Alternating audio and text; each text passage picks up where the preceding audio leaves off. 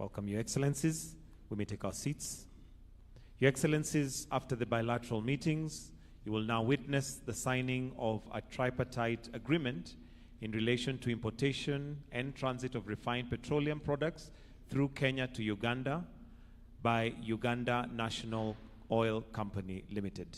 I'll now usher in the relevant ministers to continue with the signing. The tripartite agreement is between the government of the Republic of Kenya through the Ministry of Energy and Petroleum and the government of the Republic of Uganda through the Ministry of Energy and Mineral Development and the Uganda National Oil Company Limited. Those signing are Dr. Okasai Opolot, Minister of State for Energy, Uganda, Mr. Mohamed Liban, PS, Principal Secretary, Petroleum Kenya, and we'll also have Ms. Proskovia Nabanja, CEO, Uganda National Oil Limited, also sign.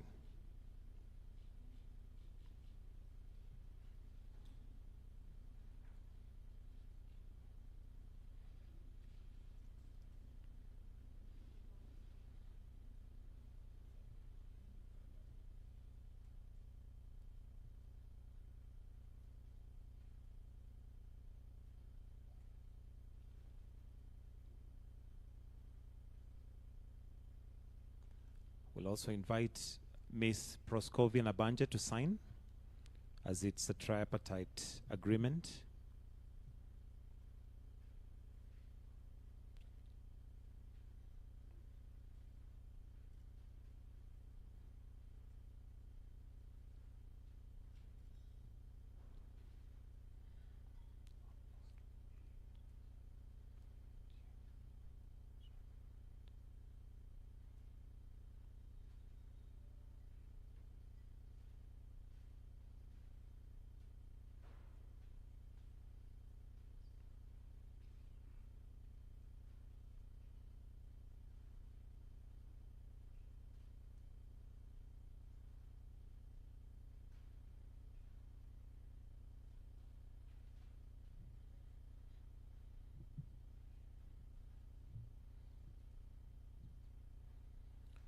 After the signing, I'll request that the three stand with the agreements for a photo opportunity before you proceed to your seats.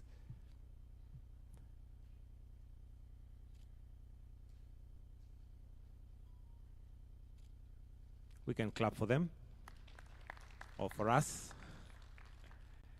And after that, I'll request that you kindly take your seats.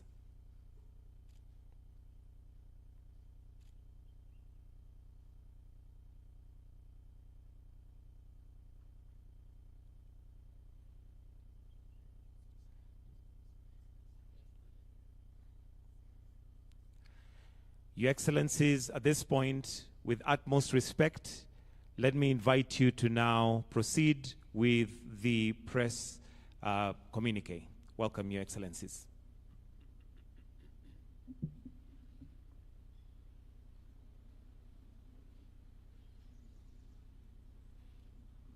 At my invitation, His Excellency President Yoweri Kaguta Museveni honored us by undertaking a state visit to Kenya. His visit underscores the profound significance we, as leaders, attach to the bilateral relations between Kenya and Uganda, and to our shared commitment to further develop and grow our relations. Kenya and Uganda are firmly united by relations deeply rooted in shared history, culture, and aspirations for regional peace and prosperity. We recognize the importance of maintaining strong bilateral relations and are committed to expanding them for the mutual benefits of our two nations and our two people. I join His Excellency President Museveni in appreciating the significant outcome of the second session of the Joint Ministerial Committee held from May 12 to May 14, 2024 in Kampala, Uganda, which culminated in the signing of 7 instruments of cooperation,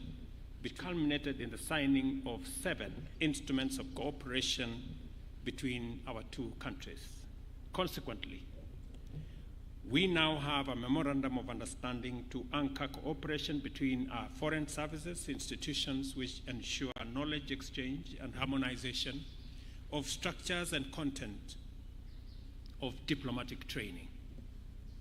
We also have MOUs on cooperation of public service and development, whose objective is to enhance service delivery by our two public service institutions. In addition to this, an MOU to facilitate cooperation in youth affairs has been signed, which enables us to optimize the capabilities of our youthful democratic groups by obliging the two countries to implement innovative national policies and programs relevant to young people.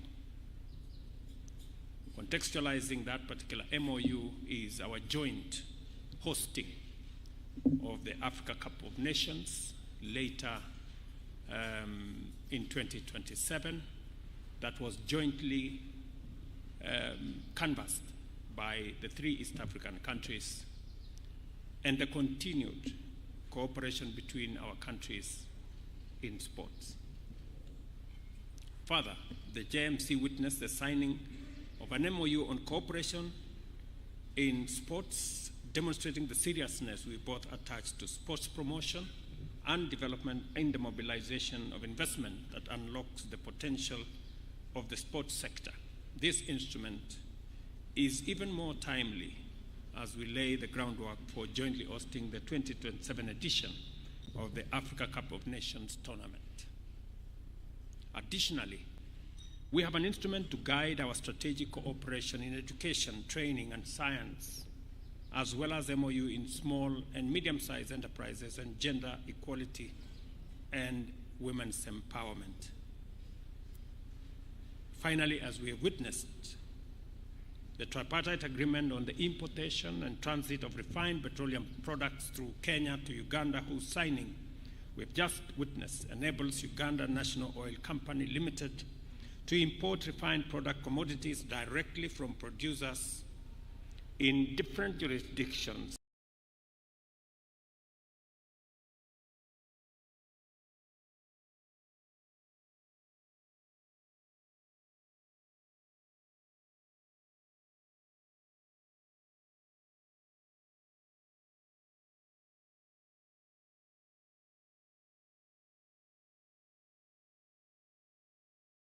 The profound significance we, as leaders, attach to the bilateral relations between Kenya and Uganda, and to our shared commitment to further develop and grow our relations.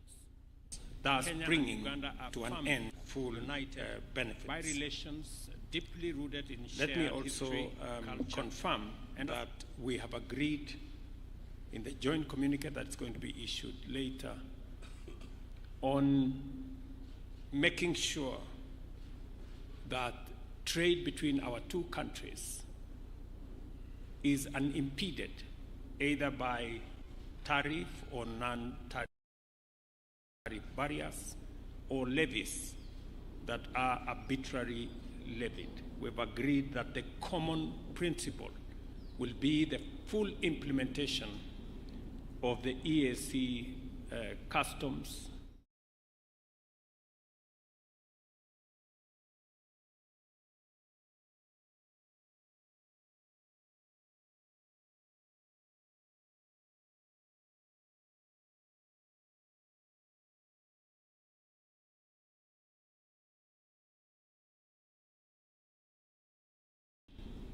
of the EAC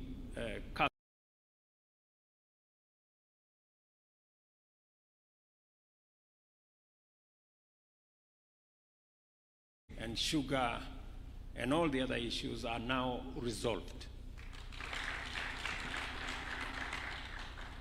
We have also agreed that we will now explore jointly the extension of the pipeline from Eldoret Joint Ministerial Committee. We have also agreed to synergize matters on environment to see how we can build our restoration of degraded wetlands and fragile ecosystems, including our water towers that is currently being undertaken in Kenya, including the planting of 15 billion trees, to see how that can be synergized with what is going, the environmental program that is going on in Uganda, understanding and realizing that climate change has no boundaries. We have also agreed jointly on matters of peace, security, and stability in our region, and we hold common position on what should happen in Eastern DRC, in South Sudan, in the Sudan, in Somalia, and in our region in general. The meeting also emphasized the importance of extending, as I have said, the SGR from Naivasha to Malaba, but all the way to Kampala and DRC as an efficient and sustainable infrastructural artery for the transformation of goods. We have obliged our respective ministers to take joint urgent measures to mobilize resources for the implementation of this regional shared infrastructure and report on progress by the end of this year. As pertains our regional agenda, President Museveni and I appreciated the benefits and power of our close coordination with respect to the East African Community, Intergovernmental Authority on Development, and the Africa Union and other regional organizations, which we recognize as the building blocks for the greater integration of our countries at the continental and international level.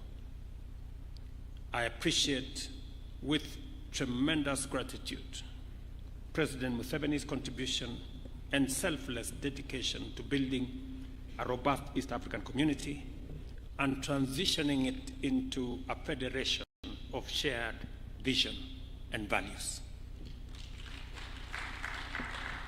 I have also expressed to His Excellency the people and the government of Uganda the appreciation of Kenyans from all walks of life for Uganda's endorsement of the Kenyan candidate for the position of Africa Union Commission chairperson, and assured him of our full confidence that our candidate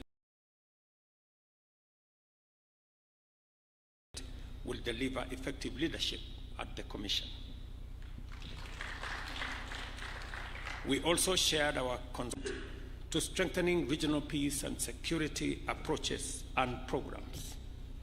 Kenya will continue to consult and work closely with Uganda in addressing security challenges in our sub-region, including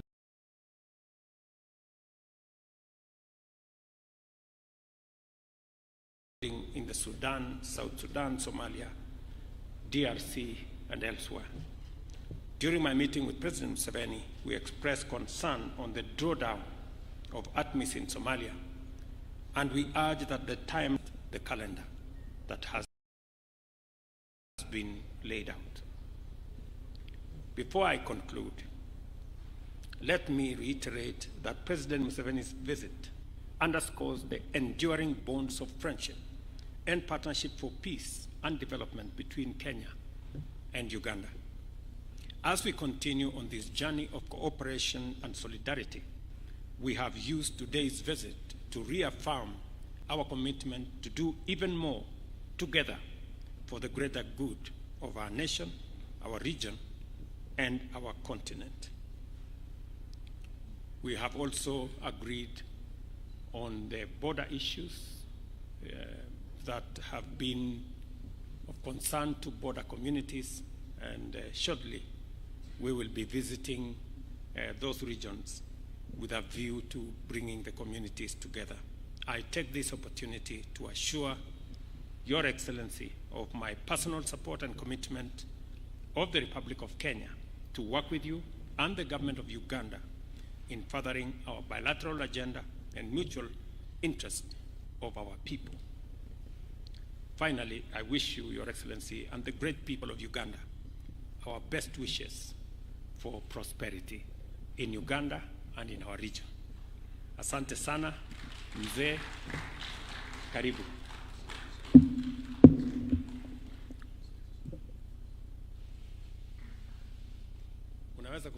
Kiswahili. Oh, very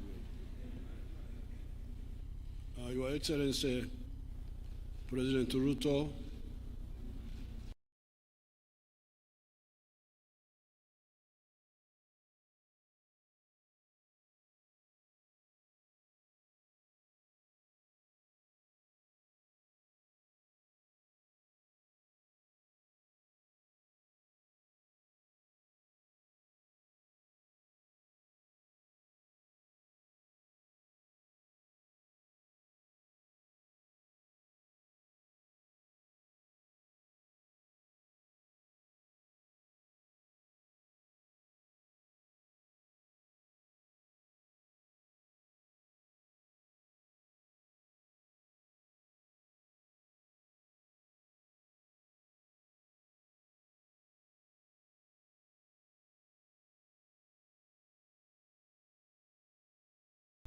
and all the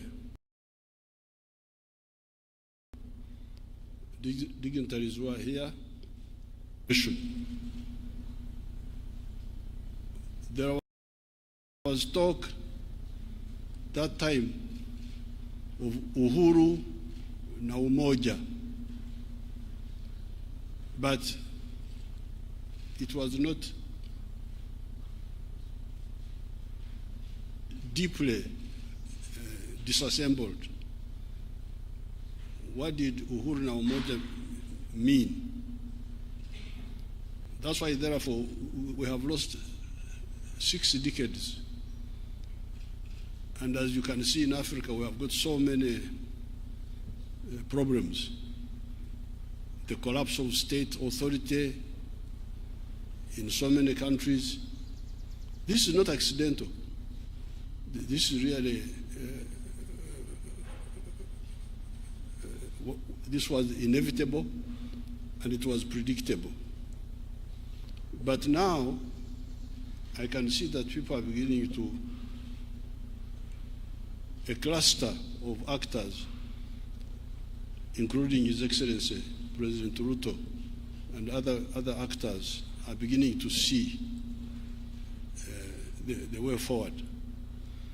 And really the historical missions, according to we who have been in this for long, after many years, as a student movement, as a liberation movement,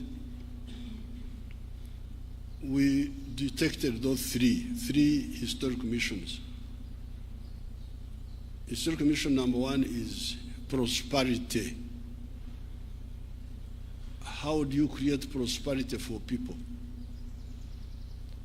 When we studied this, we discovered that you could not create prosperity through aid, that somebody else is aiding you, and you think you will create prosperity. And we discovered that you could not create prosperity by abstaining from the modern economy, because part of the problem in countries like Uganda, which are endowed with a lot of natural resources, is that many people were outside the money economy. I was telling His Excellency that even as recently as 2013, 68% of the Ugandans were outside the money economy, in what they call subsistence economy, just growing food, eating and drinking alcohol, no earning money. And the danger is that the richer the countries are in natural resources, like for instance,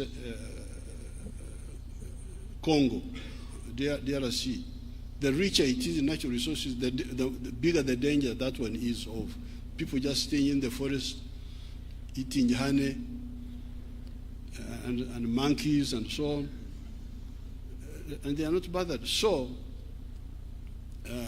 in our analysis, we said no, we must create prosperity in the modern way by everybody joining the money economy. And when you join the money economy, you produce a good or a service which you sell. And if you sell it persistently, you will get prosperity. Now, if that is the case, then it raised another question. Who buys what you produce? Do you have got enough buyers? This is how the question of the soko comes in. Nani atanunua bidhaa zako kwa wingi na kwa muda mrefu na kwa hakika? So that's why, therefore, the Africans, you can go and check, the Africans having slept from 1958, 1955, 1957, when Ghana got independence, 1980, when they met in the Lagos, what they call Lagos Plan of Action, they identified this. They said Africa needs to organize the market of Africa to integrate it. The fragmented market of Africa will not help us. That's how they evolved. In 1980, you can see almost more than 20 years since independence.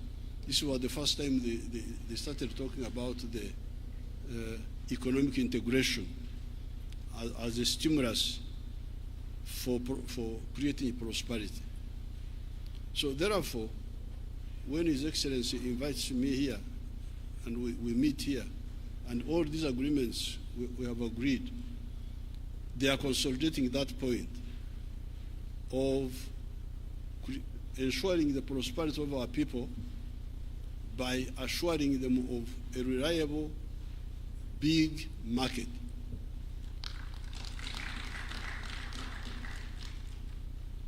Now, these vikwazo are not good for the common market.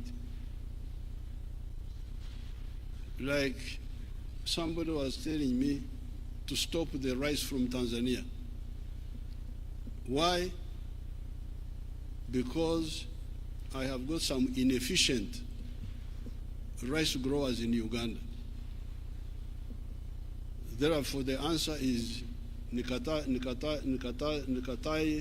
mpunga mzuri tena wenye bei nafuu kutoka Tanzania kusudi nitetee hawa wavivu ambaye hawaweza kutupatia mpunga kwa gharama nzuri. So I said, no, I can't do that, because if I do that, I'll be committing 3 sins. Kwanza, I will stunt the Tanzanian rice grower. I will stunt, but in our language we call it kuzingamia, to make a child not grow properly. So that Tanzanian rice grower will now no longer grow as much as he would have done, because if he gets a market in Tanzania on merit, he gets a market on merit, not because he's protected, because he's cheaper. He gets a market in Tanzania, he adds the one of Uganda, he adds the one of Kenya, he has got enough market to help him grow and grow and grow and grow and grow and grow. So if I block him, that opportunity, I have killed it. But secondly, I am punishing the Ugandans to be forced to buy expensive rice on behalf of the inefficient Ugandan rice growers. But thirdly, I am also okulemaza. If you understood our Bantu dialects there, okulemaza is to cripple, to render disabled somebody, my own rice growers, because if I protect them, they will not struggle to become efficient. They will just rely on my protection and continue being inefficient. So na wao nitawaua kwa kuwabembeleza na kuwapa soko ya bandia, give them market when in fact they don't deserve to be in the market. So when a child is growing up, in our tribes there, and the child is beginning to stand up. They stand up and fall down. So in our tribes there, in Baganda say, Bagamba watia Baganda, tengerera, tengerera, tengerera. The child is standing and falling. You encourage him to stand up. You don't say fall down and stay there. I don't know how the Waswahili and our Kikuyu here say that. When the child is young and trying to stand up, you say you encourage him to continue standing. You pray standing. So I don't want to mislead my inefficient. For instance, the sugar growers in Uganda, they are inefficient because they are growing sugar on a high altitude. Uganda is a high altitude. It is more than 1,000 meters above the sea. And apparently, sugar cane does not yield much sugar when it is in a high altitude. It yields sugar better when it is near the ocean.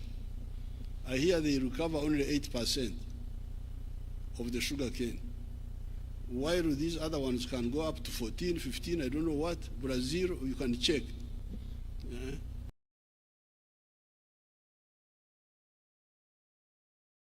So we should tell our sugar people to shift. There's another part of prosperity.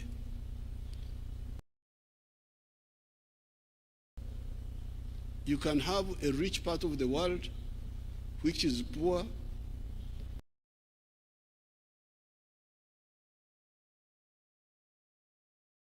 because it is badly organized.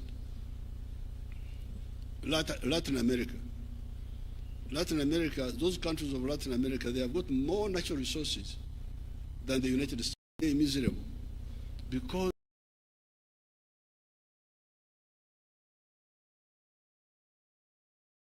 they are so badly organized that you can't succeed in business. You are in a small country, El Salvador, Nicaragua, Honduras, 3 million people, Haiti, I don't know what. They are rich in presidents, rich in ministers, rich in ambassadors, but in poor in everything else. In the United States, North America, there are only 3 countries there: Canada, United States, and Mexico. The whole continent, only 3 countries. Latin America, I don't know how many there are with the Caribbean. They are as rich in countries as us. Even here we are rich in countries, the Republic of this, Republic of that, but poor in everything else. Fight the battle of prosperity.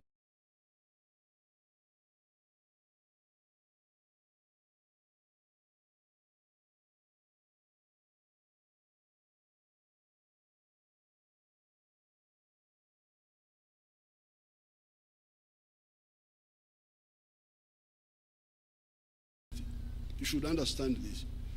Because if somebody is efficiently producing something through, they used to call it, I don't know whether they are still teaching it in the universities, it was called comparative advantages.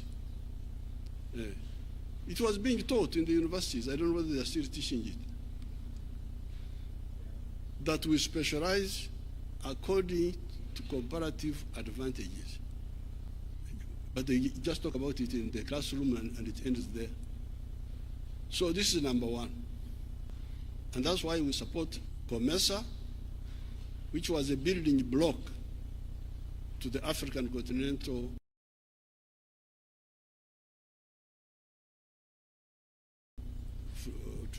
market. In week. When Hitler overran Europe, some of those countries were developed. Belgium, Denmark, even France was developed, but it was overrun by Hitler. So, apart from prosperity, there is the issue of strategic security. How can Africa be strategically secure? How can we be strategically secure? Now we are here. Some people have gone to the moon. we are here on earth here. Some people are on the moon, they are looking at us. Like insects, like when you are looking at, there are these insects which eat sugar. You are just looking at them. They don't know that you are looking at them. Anytime you can spray bread, you can die comfortably.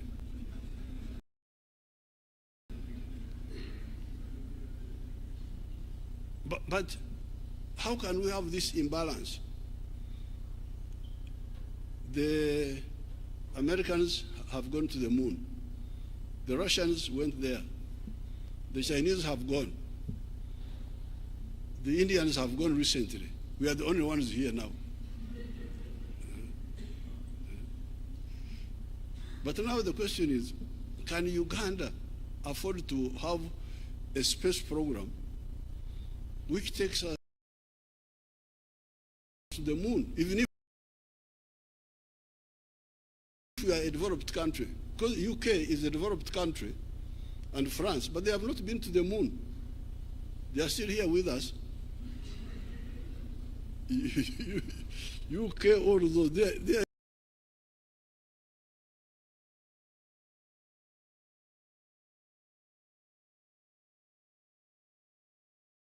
here.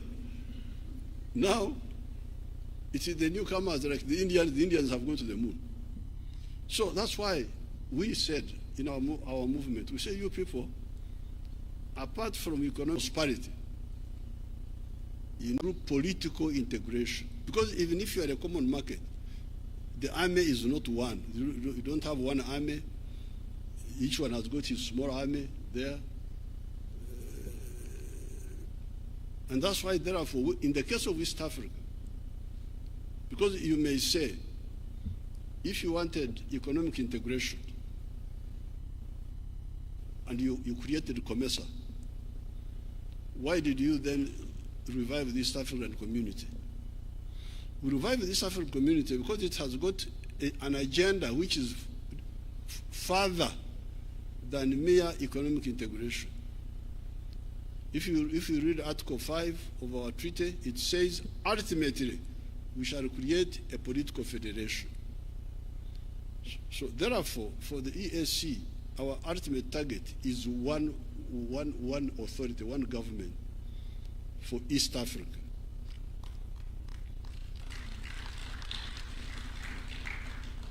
And the logic for it is that while you may handle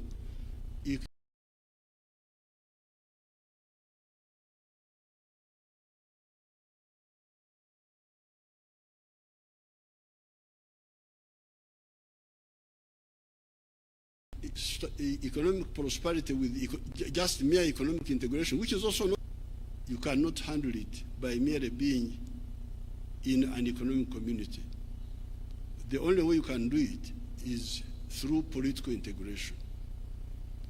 Now, this is where so this is the second mission, political integration, historical mission, on top of the one of prosperity. Then, and in order to support the number two, there's the question of undugu. These people we want to create prosperity for. These people want to create strategic security for. Who are they? Ni wale watu wamoja. Waganda, Wasamia, wa Uganda na wa Kenya,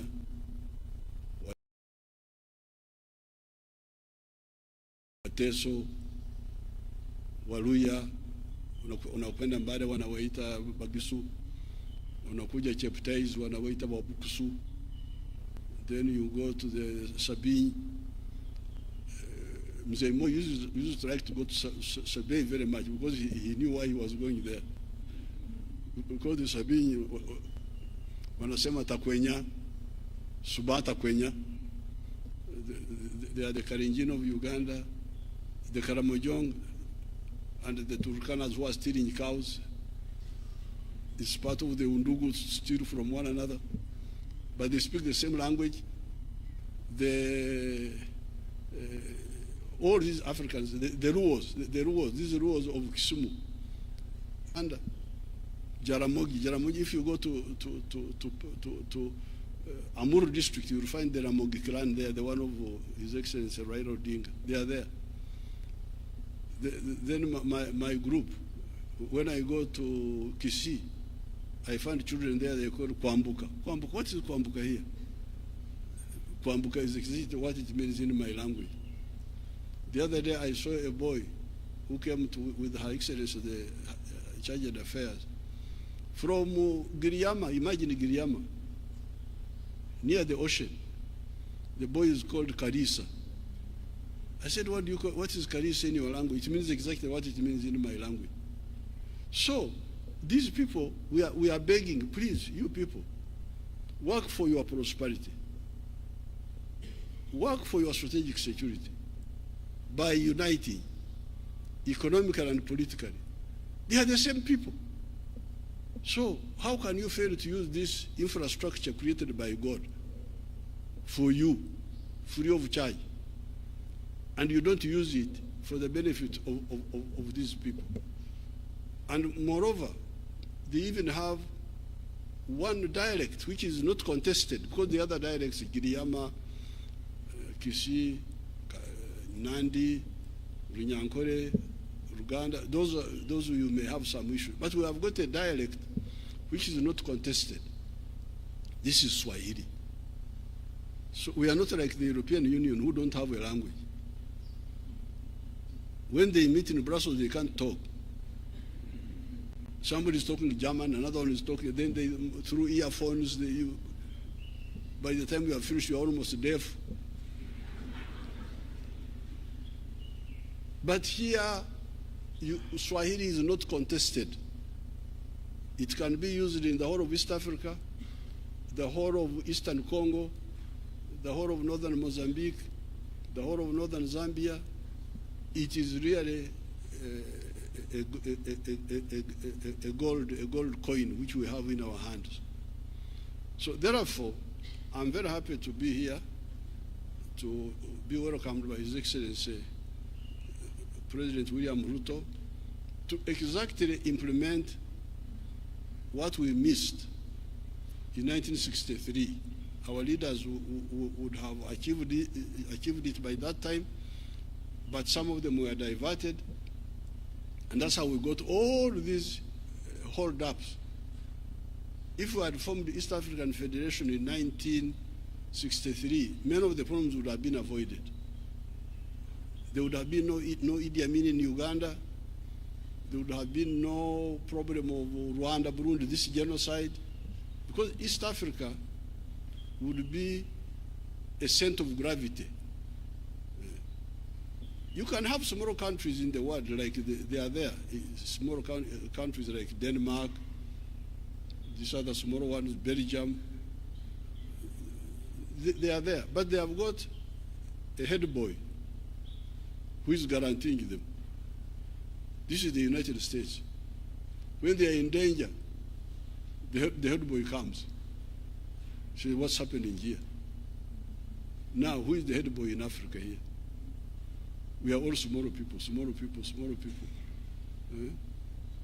That's what really we are trying to deal with. So I'm very happy about all these projects will now move us closer to the three historical missions: prosperity through wealth creation and market access, strategic security, and utilizing maximally the Undugu.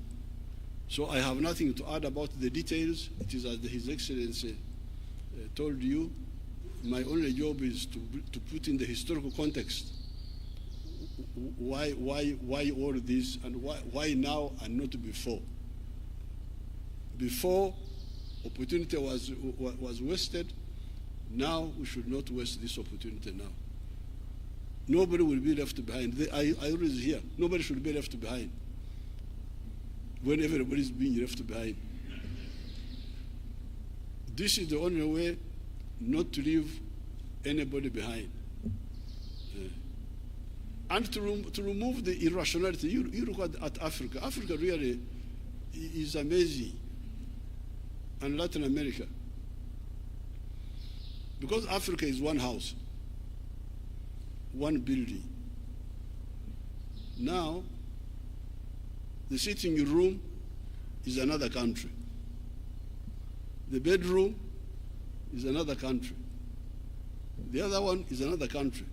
Now, to go from the bedroom to the outside, you must go through another country. You must go get a visa. You must get. What's this now? Uganda is part of Kenya and part of Tanzania and part of DRC, but we are in the bedroom there. You fellows here, you are in the sitting room. Now to go out, we must know. Please, can I go? Can I come to the sitting room? It is so irrational, so irrational. So I thank His Excellency for inviting me. Please don't allow me to talk, because if you give me audience, you do so at your own risk. I can talk for ages. Thank you very much.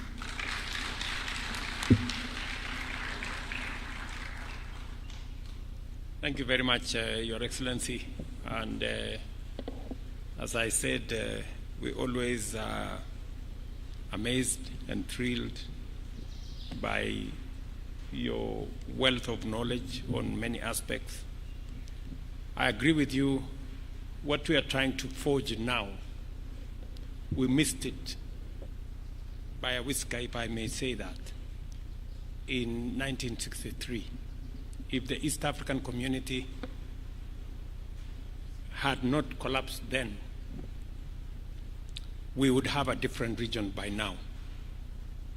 But it is said it is never too late to do the right thing. Therefore, I think we are on time. I think it put it in context, since you had said that you are a backbencher Christian and I am at the front. It is the case. I'm reminded that the children of Israel took 40 years for a journey that would have taken them maybe a year or two. So we may have taken 60 years, but I think we are now going to get it done shortly, and to consolidate the EAC into what we all want it to be. So thank you very much, and thank you very much, everybody, for participating. Asante sana mzee. That brings us to the close of this session.